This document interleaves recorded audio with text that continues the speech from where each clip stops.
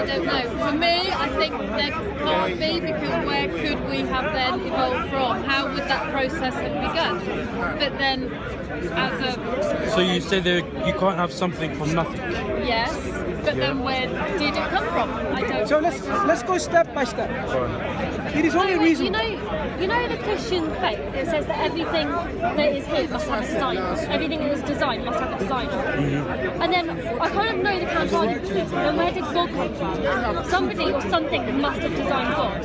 And then like you say, oh yeah, God, he's all good, he's all powerful, he's all of this, he doesn't need a designer. But that contradicts its own theory. That goes against its own. So let's But that would be on understand a this way where, and I'm just going to say this and let carry on, but that would be on a platform where you're saying that God was created. Because if you didn't say that God was created, then in that sense, he would be the creator. But we would then say God is the first and the last, but has no beginning or end. But then to even comprehend that, you need to start understanding, like going back to the basics. For me, just to throw that sentence out there, it wouldn't make so much sense and it would seem like so refutable. But then if you take it back to the basics of your options of how we were created, where did you get something from nothing? Did something create itself, or was it created? And then once we get to that sort of understanding out of the three options, we would then say, okay, cool. Well then, to close all the loopholes and all that, we need to now understand who the creator is. And that would then come to that meaning where is the first and the last, but no beginning or end. And that's all. So I'm going to pass it back to this guy because he sounds more, he's saying more bigger words than me right now, so I'm staying quiet in that. Just want to, so we can share our understanding about this reality. That's all. If it makes sense to you, it makes sense. If it doesn't make sense, we can agree to disagree. Your question, if it indeed is a question, it's not asked very recently. This is a question that's been asked a long time ago, hundreds, in fact, it's not thousands of years ago. This is a question also reported in one of our traditions of the Prophet 1400 years ago. Like people there will come a time when people will say, okay, you say God created this, God created that. And one day they'll say, okay, who created God? And there are responses to this question by our Prophet. But I want to just divert the question to come back to the question itself. You see, when we ask this question, there's underlying assumption that if we were to ask this question, then we actually answer that there is no God, in a way. Somehow people think, if you cannot answer this question, then you cannot accept that there is a God. You have to disprove and God exists. They don't follow one from the other. It just shows, okay, this question needs to be answered. Okay. Now let's go back to the question.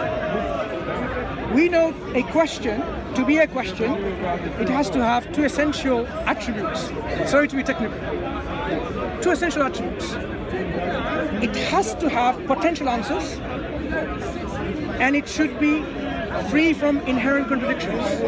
If it doesn't have an answer, then it's not a question. It has to be something that has potential answers. Okay? So that question, if it indeed is a question, has to have potential answers. And it has to be free from inherent contradictions. So let's deal with the first point.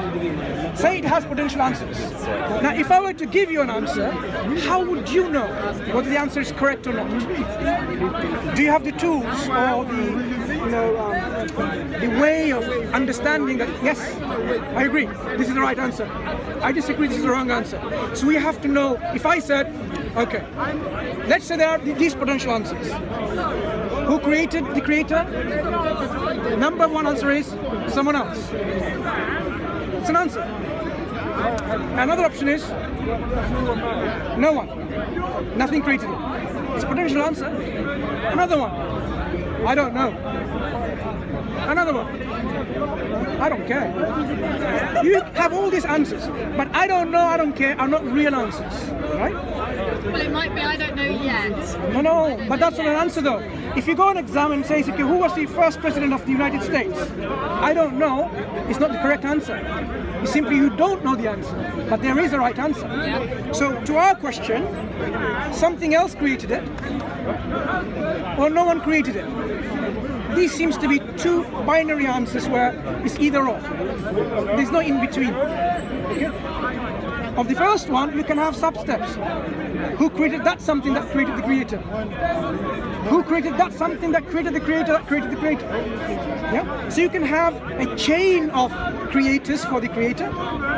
That chain could be ad infinitum, with no end, or it can have an end. Yeah? All of this. Now, before we go into explaining all of this, let's focus on one thing. Let's focus on one thing. The question itself is loaded with many assumptions. I'll tell you why it's loaded with assumptions, and it's loaded with inherent contradictions. That is why we shouldn't even answering the question, because it's not a question. Okay. Why do I say this? It is saying, who created the creator? Meaning what? You are assuming there is something else who exists, who has the power, and who can create, and that creator was created and had a beginning. So if we are not able to qualify our assumption, okay, prove that that creator had a beginning, prove that their time exists, prove that there's another creator that exists or potentially exists that can create this creator. All of this we can't, because these are based on our assumptions. It's like asking, who's the father of Santa Claus? Now, Santa Claus, the metaphorical, figurative usage, not the St. Nicholas, but Santa Claus, Father Christmas. He doesn't exist. So he doesn't have a father. So we're asking, who is the father of someone who doesn't exist? If someone doesn't exist, he doesn't have a father. So if there is no God to begin with, there's no one to create him. So it assumes another thing, that this creator exists, and you want to know who created this creator. Unless we actually qualify those statements, it's not meaningful to continue. But let's move on, just to show you how. This is getting so complicated. No, very important though. I'm glazing over. No, and I can see she's. No, do you know why it's important? Because people. Let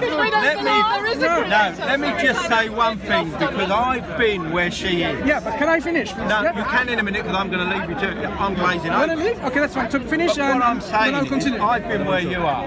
I believe God's always existed, and that's very difficult for us to comprehend. Just like it's very difficult for us to comprehend, if you travel out there in space, you'll never come to an end. We know that's a truth, but we can't understand it. And it's the same thing with God. Some things we can't understand.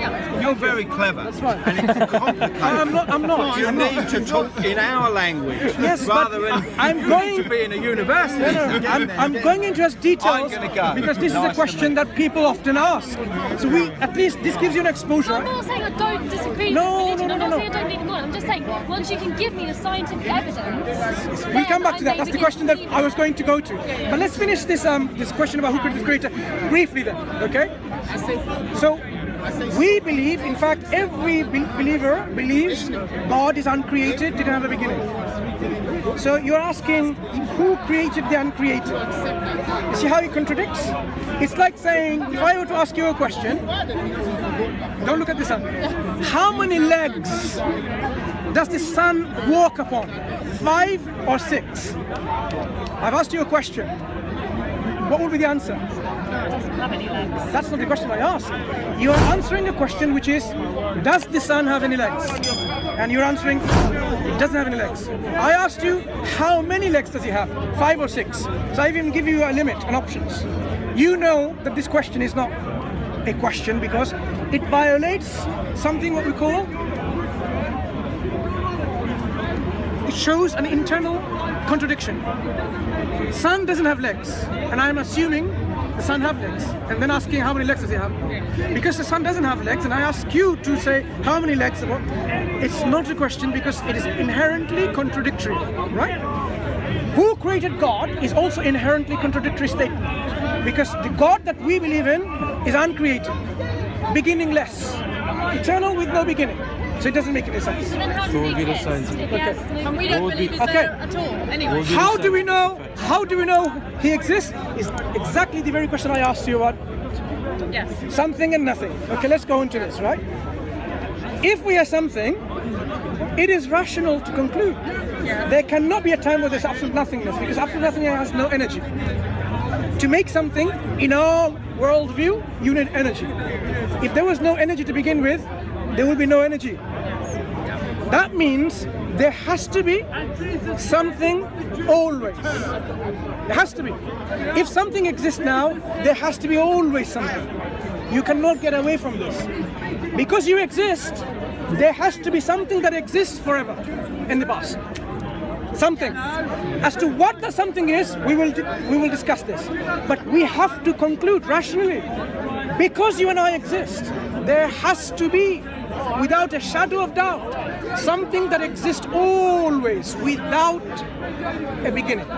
Now, the next question is, what is that something? Either it's the universe, or another universe, part of this multiverse, bubble. So one gives you another universe. You know how they explain the multiverse? It's like a bubble, and then it comes from one from the other, and so on. Always exists. Or a creator that has created this. In terms of how many creator there is, if there's a concept of creator, you can actually narrow it down to one creator. And that's the example I gave you earlier on. Something else created this creator, something else. Okay, let me just go through this anyway on this.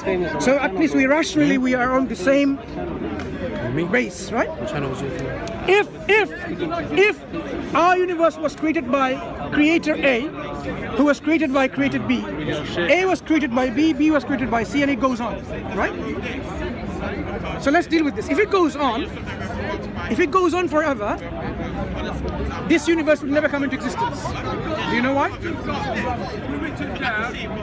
It's something called infinite regress. You can look this up, you can read about it more. I'm sure you have read about it. But let me explain how in a simple way. You are the librarian, you've got books in your bag. Now I want to borrow the book from you. I have infinite number of people in front of me. Infinite number of people. So all the people in front of me have to borrow the books from you first before I borrow my personal book from you. Would I be able to borrow the book from you ever? Because there are infinite number of them. So if there are infinite number of creators before our universe, each creating one or other, our universe will never come into existence, will never be created. Never. This creation will never take place because there's more creator to create first. Since it is impossible to have infinite number or chain of creators, that means that chain is finite. That means there is a creator prior to who there is no one else. That creator has to be the eternal creator with no beginning. Because if there was a beginning, who began? Another one, it goes on. Keep it brief, though. Do you follow so far? I don't agree. But do you follow so far? You don't have to agree or disagree, but do you follow so far? Right. So, the fact that we exist, it is rational to conclude if there is a creator, there will be a creator who has no beginning. Some might say, but there could be more than one creator. Again, this is not rational. Let me give you another example why there cannot be more than one absolute eternal creators. Do you drive? Right. Suppose now I change your car and there's two steering wheels, two controls of clutch and gear and brakes, left and right. You sit on the left and I sit on the right. You want to go to the north and I want to take the car to the south. I don't listen to you, you don't listen to me because I'm independent and you're independent too. Where's the car going to go? It's not going to go wherever you want to take it. It shows that if someone or something is absolute, you cannot have more than one absolute because there will be chaos like this. If there's more than one creator of our universe, we're absolute, all powerful, all knowledgeable, there will be chaos. One of them says, oh, I like this one, I want to live for another 100 years. Other one says, I don't like this guy, you die now. What's going to happen to him? Does he live for 100 years or does he die? Chaos.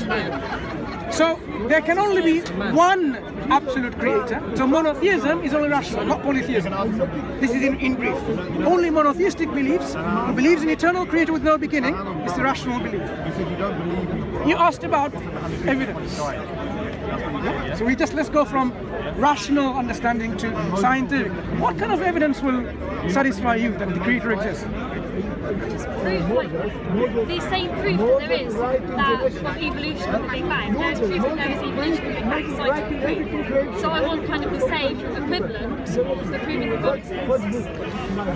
Evolution is presumptive. Lot of assumptions and lot of interpretations. To give you a classical example of how this is done is the fossil records. Yeah? Fossil records. When you look at the fossil records, there are layers, distinct layers of fossils within a strata, right? Do we know that the top strata came from the bottom? We don't. We assume. It's an assumption. So we interpret the evidence to say this is how it's done, but there's no proof for this. So evolution has a lot of assumptions and interpretation. Big Bang, again, what does Big Bang tell us? Big Bang tells us our universe, which somehow exploded and it's expanding. This does not in any way contradict the existence of the Creator. The Creator can create this universe, and this is how the nature of our universe is going. In fact, this is what the Quran is explaining about the universe. That God created this universe when everything was one piece, and there was a separation, and then God is expanding the universe. Are you saying that God created the universe then? He did. Just like a yes or no answer? Yes. But then how can you prove? Okay, so let's say there is a creator. How can you prove that the creator of the universe is God? How do you know he's not somebody else? You're just You don't have to assuming. call him. You don't have to call him God if you don't want to. If it's a creator, then it's a creator. Yeah, you don't have to But call he him just God. said that he believes that the creator is God. So I'm going based on what he's saying. How about going step by step? We can rationally conclude there's a creator of our universe. Jesus. This is a creation, there's a creator. The next question to ask is, Jesus. whatever this creator is, Jesus don't want to. what are the characteristics and attributes and qualities of this creator? Number one, this creator of our universe possesses energy. Jesus. Without energy, nothing, right? I want to die for you. Possesses so I energy. don't want to die. We said this creator possesses energy, has energy, Okay, there we go. is one and absolute. Why did Jesus say, Yeah? Ilahi, Ilahi, If this my heavenly creator is one and absolute, beginningless, this creator cannot have, some kind of lineage. This is absolute. You don't need something to bring this creator into existence. So there's no lineage, and there won't be lineage backwards or forwards. So if you were to imagine like a person, that thing is a person, doesn't have family, no parents, no offspring. So absolute, eternal, one, independent too, because it's eternal, unique, no lineage whatsoever. Can there be any likeness to anything that you can imagine? There can be nothing comparable to this creator. It has to be totally different, because we are all limited, finite, independent. But that still doesn't mean it's. Yeah, okay. Look. So do you see these qualities? Guess what? Guess what? Anyone has a physical copy of the Quran? I have an Arabic version. There's a small chapter in the Quran, number 112, Surah Al-Ikhlas. You know what it says? Say, He is Allah. This is the name given to this creator, who is one and only and unique. He is eternal, absolute and independent. Not begotten or not born, and not giving birth or not having any children. And there is no co-equal, and there's no comparison, there's no one like him whatsoever. Just exactly what we described. So the Quran describes this creator with the qualities and attributes that you have come to, agree or disagree, whatever, come to understand without going into religious texts. But this is actually what the religious text is telling us. The Creator himself telling us this is who he is. He says, Badi'us samawati wal ard, the originator of the heaven and the earth. So we have the Creator's call, the originator. So in the Quran, this Creator is given names and attributes of the Creator. 99 famous names that you probably heard of the Creator. Creator being one of them.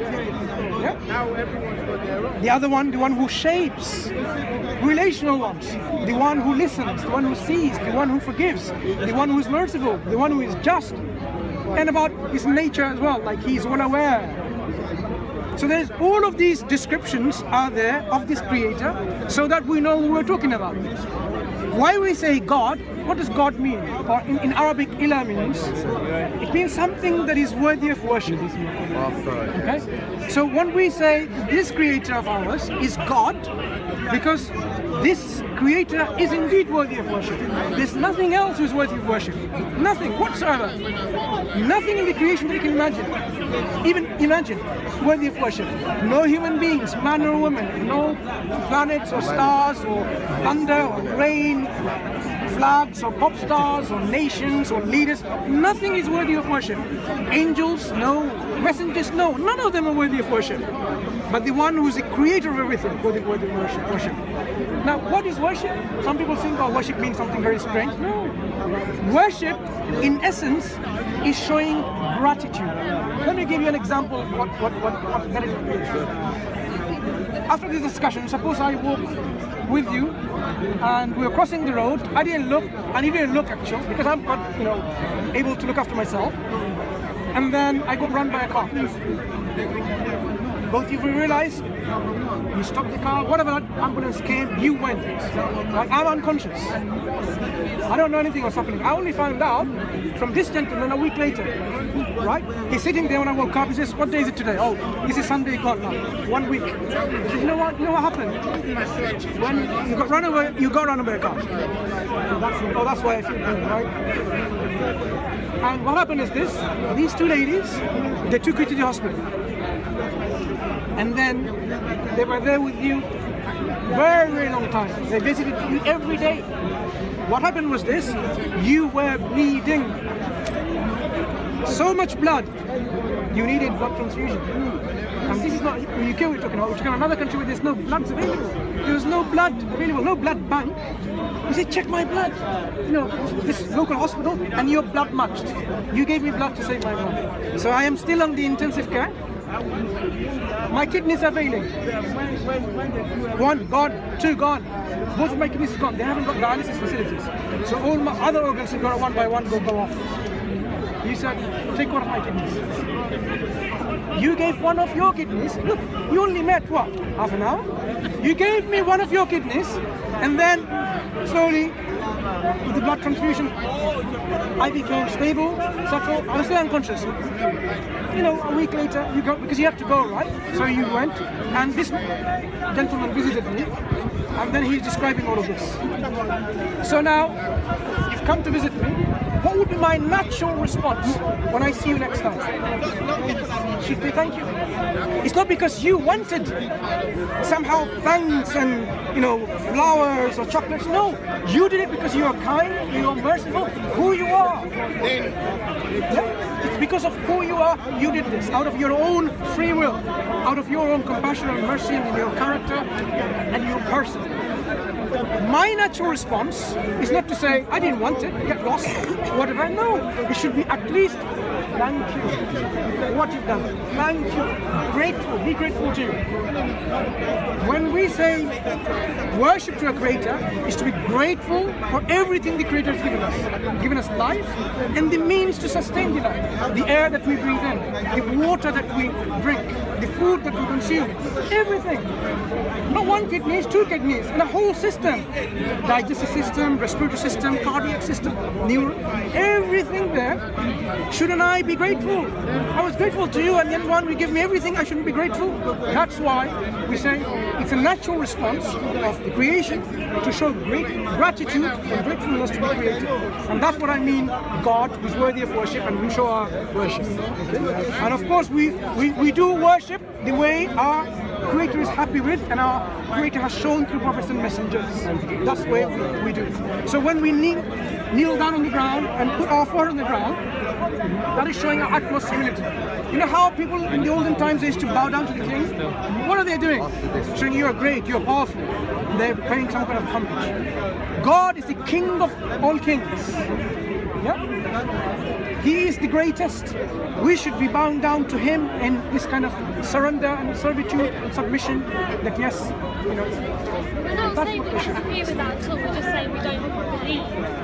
I mean, I think you've explained why you believe in God, why you think He is present very eloquently, and I can completely see that you have got a very reasoned argument to support your views. And I respect that. Yeah, absolutely respect your point of view. We do not believe there is an existence of God. I can see how your arguments all come together beautifully to support your point of view. And I've listened, and yeah, I completely agree how what you're saying supports your view. But our view is that there is no God. You're entitled to your view.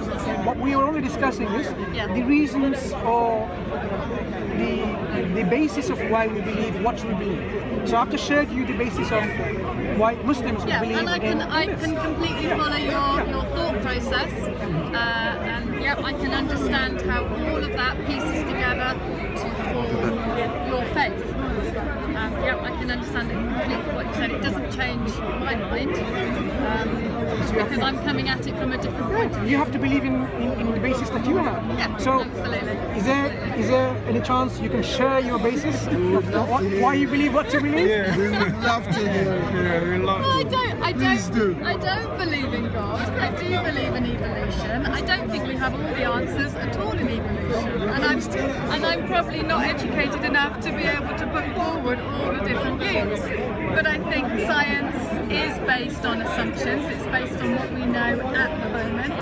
That view may well change as more evidence is discovered or as more theories are presented, and our views on evolution change over the years. But you see, evolution is just a part of the reality, according to the scientists' understanding. So before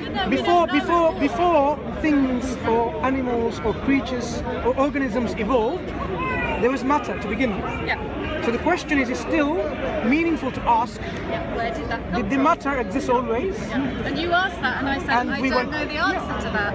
But then we don't know the answer to everything, and I accept we don't know the answer to everything. There are some questions that we're yet to answer, which is why we keep exploring. But there are some questions we have to ask and examine based on rationality, rather than the scientific methodology, because science is limited in its scope. How great science is, Islam was never anti-science, anti-technology, has always been science and Islam, religion has been sisters. In fact, the most of the contributions that came from the Islamic civilization in the 7th century, first few hundred years, is what we now see the fruits of. Like the contributions of other civilizations, the Greeks and the Romans, the Hindus and the Persians, they all contributed. But at one point Islam contributed on its own.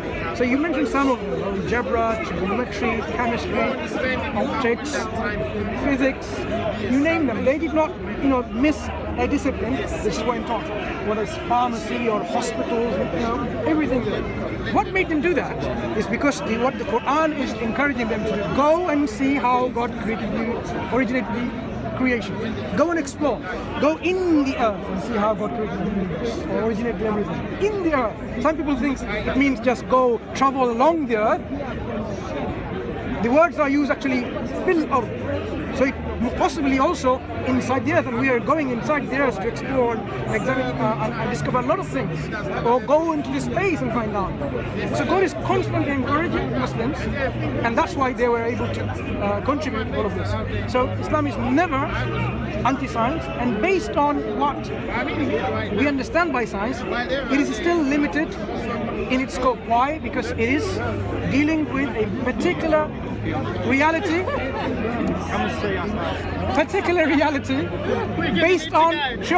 based on a methodology. Okay, it has a method called the scientific method. So, for example, would science ever be able to answer the question rather? Is she the most beautiful woman? Are you the most beautiful woman on this earth? Do you think science will be able to answer this question? I don't think it's a relevant question. It is a question, but science would not be able to answer that question because of its scientific methodology. This question goes, or it actually lays outside the realms of scientific questioning. things like there are many questions which science cannot deal with because it is dealing with something else, empirical evidence, observations, and making inference from them. So when it comes to about this universe at the beginning or not, when you have no evidence, you can still go into the rational inquiry, yeah, like we have done earlier on. And then you say, based on our rational examination and inquiry, this is the most appropriate answer which we can accept. I do hear what you're saying. Just like you said, we don't completely agree. Like, I agree with some stuff you're saying, and I agree with some of it. I'm just saying that's just not the No, you have some, I'm sure you have different views. And, okay, it's nice talking to you. It's all right.